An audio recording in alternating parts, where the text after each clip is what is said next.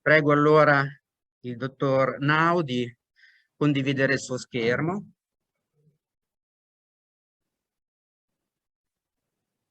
Togliamo il nostro.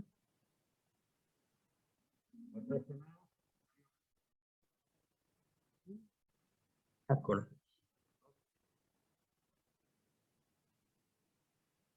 Perfetto. Dr. Nau, if you can open your microphone. Yes. Perfect. Can everybody see the screen as well? Just a moment, please.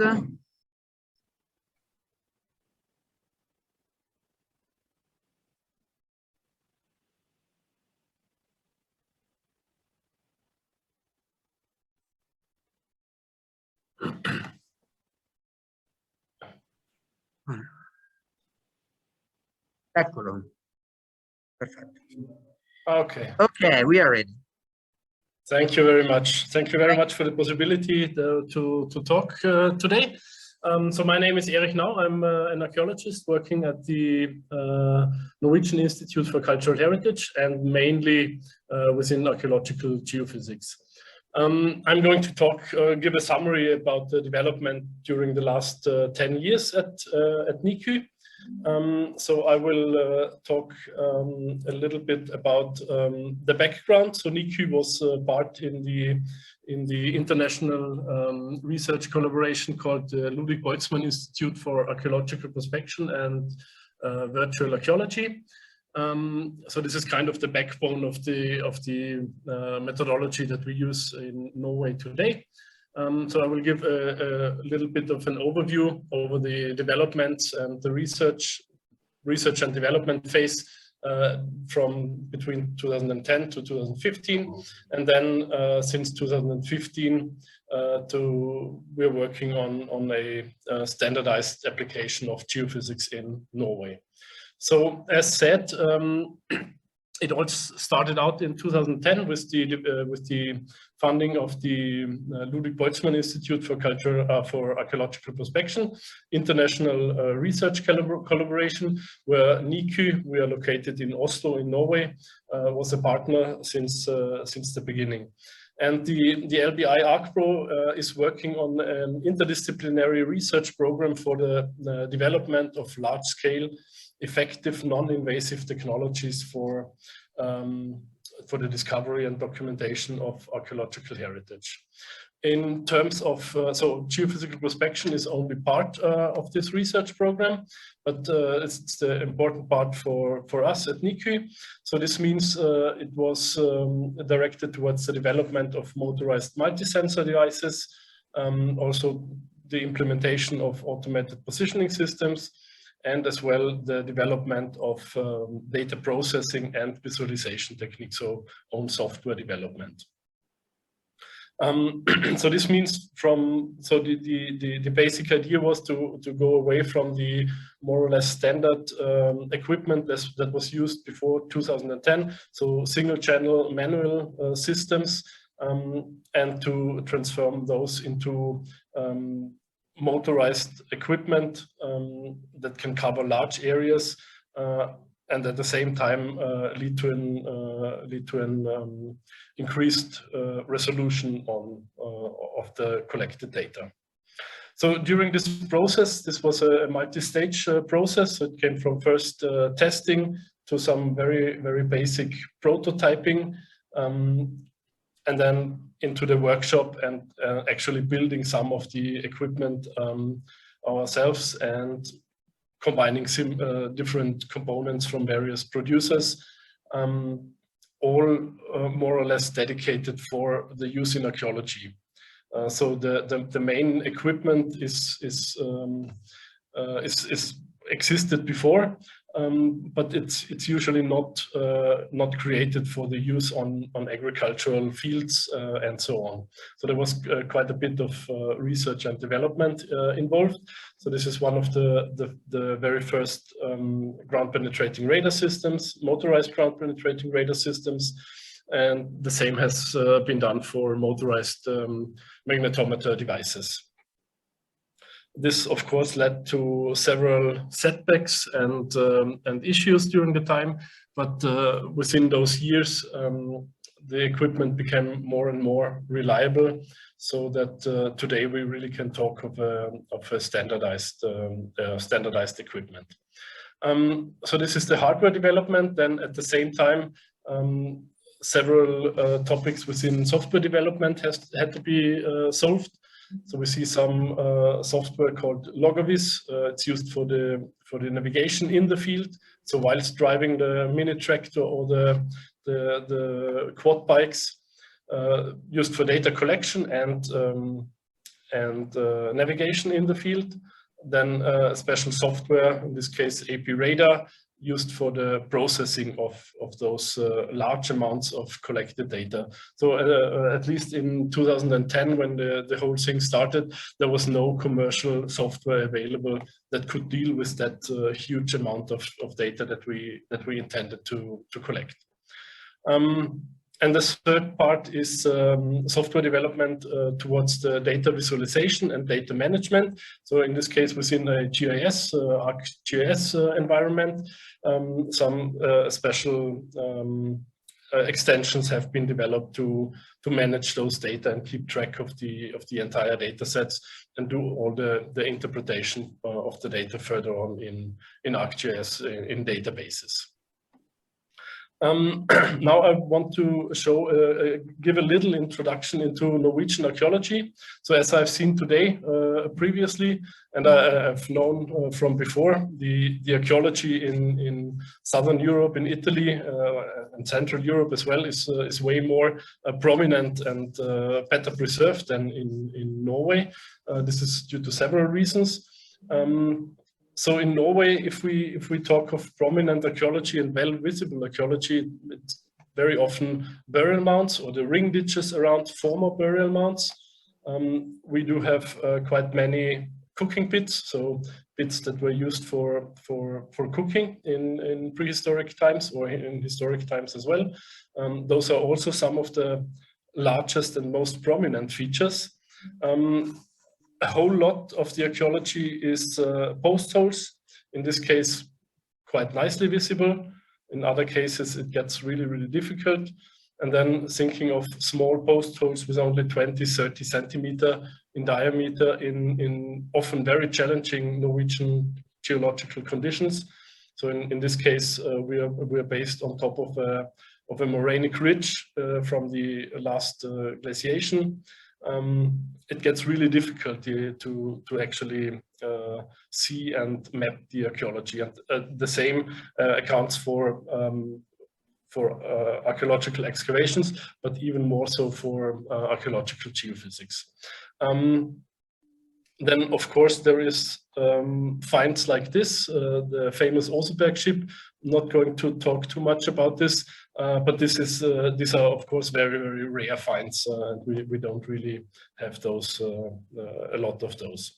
One important preconditions for archaeological geophysics maybe is that since the 1990s, in Norway, trial trenching was used as a standard method to register archaeological sites and single features. So a standardized method means in that case, this was done on every single area that was going to be affected by some kind of building or some kind of infrastructure construction. And I think this was a very important point. This is kind of the precondition once we started to introduce geophysics into the whole process. We did not start from scratch, but there was already a standardized method that was existing, and everybody knew about this. Whenever something is going to be built, there will be archaeology beforehand. So it was not about the introduction of a new method, rather than an extension of an already existing method. So let's talk a bit about this first couple of years between 2010 to 2015. In Norway, NIKU decided to have the area of Vestfold as a case study for the LBI ArcPro. So Vestfold is very famous for those ship finds from Gokstad and Oseberg, as well as the royal burial site at Borre. Kaupang is known to be Norway's first town. It's from 800 AD. So the main aim with that was to test all this developed equipment under Norwegian conditions. And Norwegian conditions means not only a different type of archaeology, but it also means different geological conditions. So maybe to name just the most important one, Norway was entirely covered of ice during the last ice age. So all the sediments and geomorphology is quite young. It started to develop only some 10,000 years ago. And then of course climate conditions vary as well quite a bit. This is the first aim, the main aim, and then also to map some of the most important archaeological sites present in the area of Vestfold. To give a small overview, so in 2010 we started with some smaller surveys, 2011, 2012, 13, 14, 15. So until in these 5 years, a total of some 5 square kilometers of arable land have been surveyed using bows. So what we did in the initial phase, we used a motorized ground penetrating radar and as well motorized magnetometer surveys. I will give a couple of examples. So we are looking at the site of Gokstad. The famous Gokstad ship was found in this burial mound in this part of the area. We're looking at and we will be looking at the Heimdal site. The coastline displayed in this map is reconstructed. So in the Viking Age, the coastline was some 4 meters higher than it is today. So forming in the Viking Age, at least, it was forming a quite nice naturally protected harbor. So what we did said in the initial phase, applying both magnetometry and ground penetrating radar over the same areas. Most important find here from Heimdal was this site close to the former shoreline, which is interpreted as a Viking Age trading settlement. And it was back at this time completely unknown before, and it was only the second of those sites known in Norway. There was excavations following up these surveys, and in the case of Heimdal, we have almost 100% match between what we see in the geophysics and what was excavated later on. Let me see some of the excavation images. So we look in this direction. We have these bits, and we have the building plots. The outline of the buildings. Basically, in this trading settlement, there were only small tents that were constructed. Another example from Oseberg, the area just north of Oseberg, that type of archaeological feature we did not understand in the beginning, and it was actually unknown in Norwegian archaeology before we started detecting those. So those are large pits. 10, 12, 14 meters in diameter, some 2.5 meters in depth. As said, we did not know about those beforehand, but it turned out these are large hemp processing pits.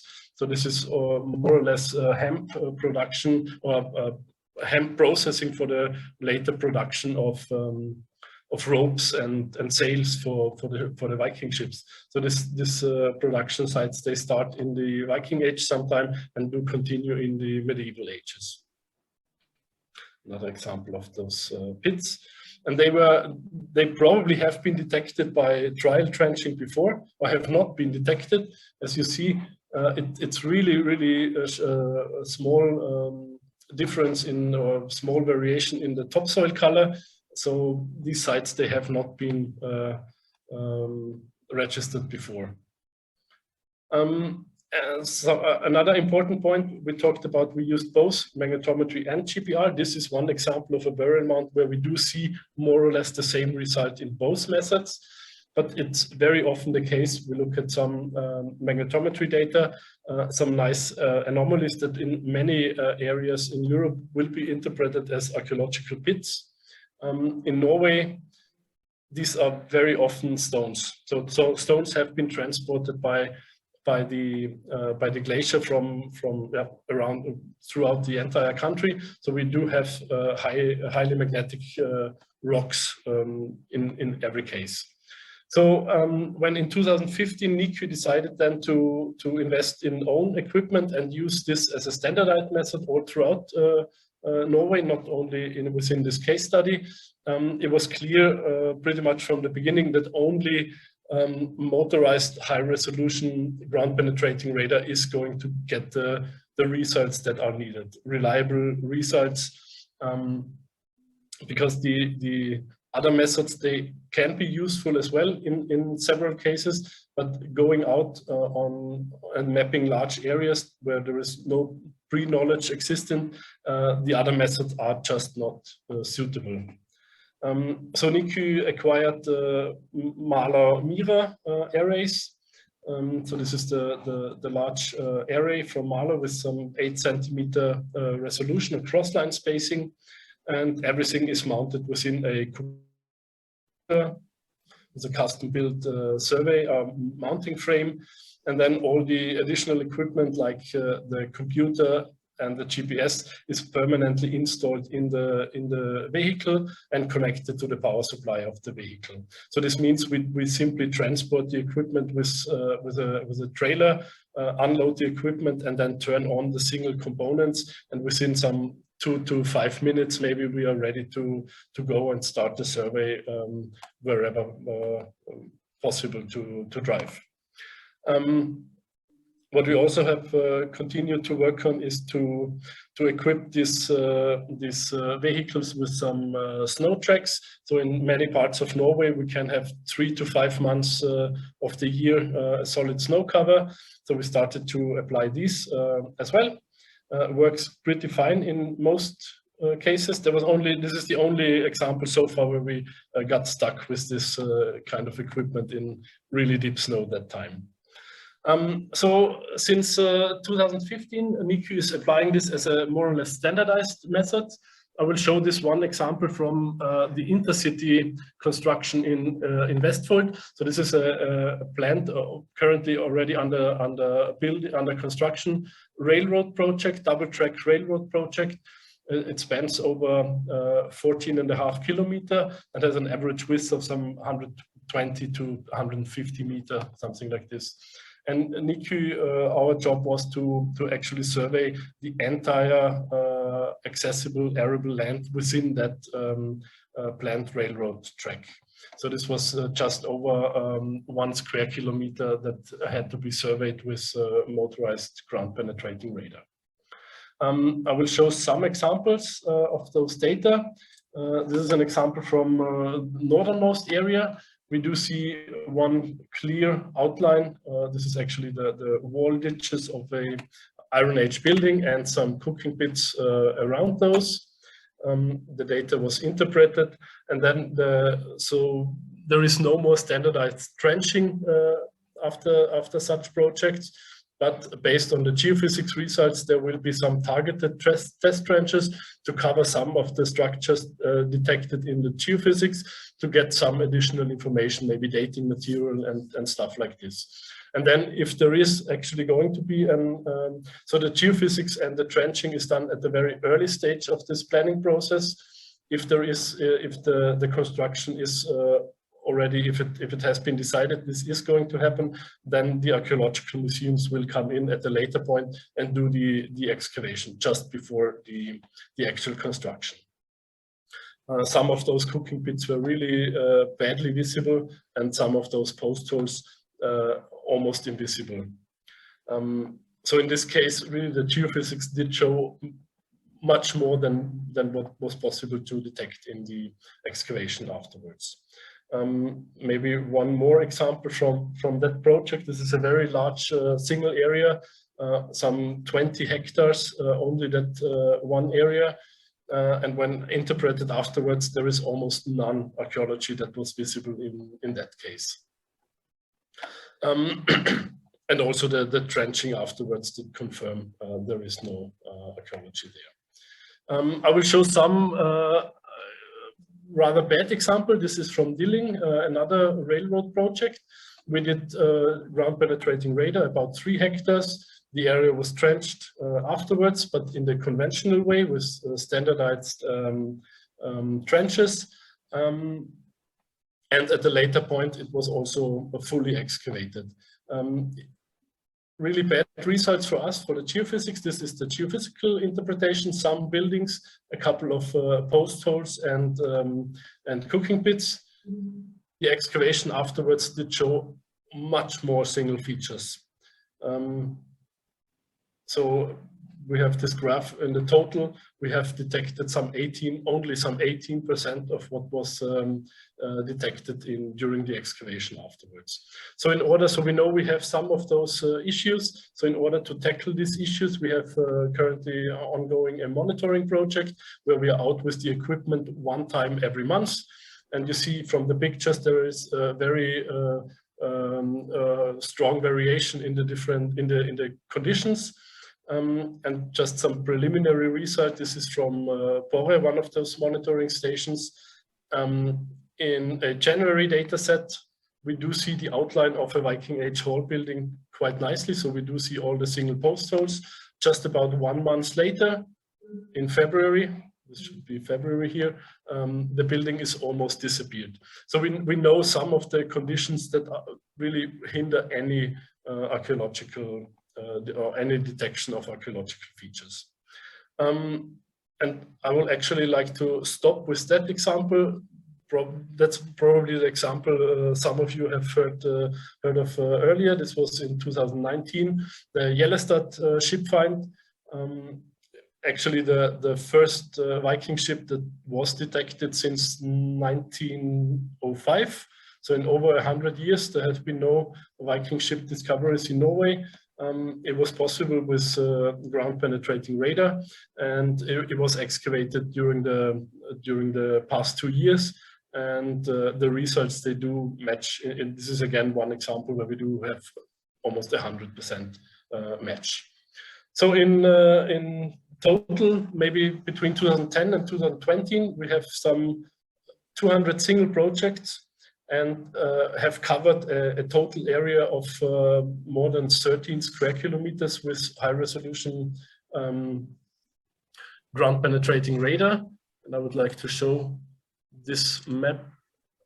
So last, we're working on this online map at the moment, where we have a map of Norway where all the single projects that we have been driving, takes a bit to load, where we can get the outline of the survey areas and some metadata. It's not online yet, it will hopefully be soon. And this should later on be a platform also to share these data.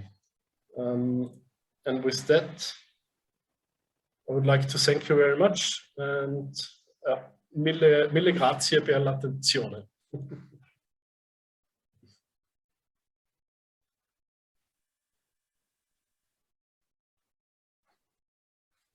Thank you very much, Dr. Nau, for your very interesting speech. We can make sure that Norwegian archaeology is very, very similar to North Italic archaeology. And we have post holes, trash holes, and canalization like your land, your area, and central and South Italy is very, very different. The archaeology, but not Viking ships. Yes, we not yet. We don't have the Viking ships. In Pianura Padana archaeology, we have a very similar archaeology like Norwegian. The situation is very different in central and south Italy, where we have a monumental archaeology, very different